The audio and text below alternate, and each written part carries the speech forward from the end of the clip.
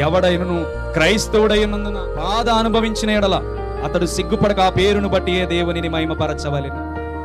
నువ్వు క్రైస్తవుడు అయితే బాధ పెడుతున్నావా బాధ పడుతున్నావా ఆలోచించే. బాధ పెట్టే స్వభావం నీలో ఉంటే దేవుని ఆత్మ నీ మీద ఉండదంట. దేవుని ఆత్మ నీ మీద నిలబడాలంటే బాధ పడేవాడిగా. బాధ నువ్వు ఎప్పుడైతే పడతావో దానిని బట్టి నువ్వు క్రైస్తవుడు అని పిలువబడతావు గాని ఊరికే పిలువబడతావు. ఏ రీతిగా పిలువబడుతున్నాం క్రైస్తవులమని? పేరుగా అనుభవించే అనుభవాలను బట్ట. పేరుకు క్రైస్తవులం అని పిలువబడితే లాభం లేదు గాని పద్ధతిని బట్టి క్రైస్తవులం అని పిలువబడాలంట. అర్థమవుతుందా? మనం ఎప్పుడు కూడా దేవుని విషయంలో ఎలా ఉండాలి అంటే క్రైస్తవులము అని చెప్పి పిలిపించుకోవడం కాదు.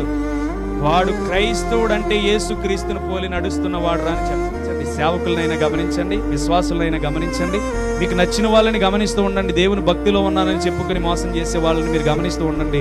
వాళ్ళ పద్ధతి యేసు క్రీస్తును పోలి నడవకపోతే క్రైస్తవుడు అని పేరు తప్ప అతడిలో క్రీస్తు స్వభావము లేనట్టే.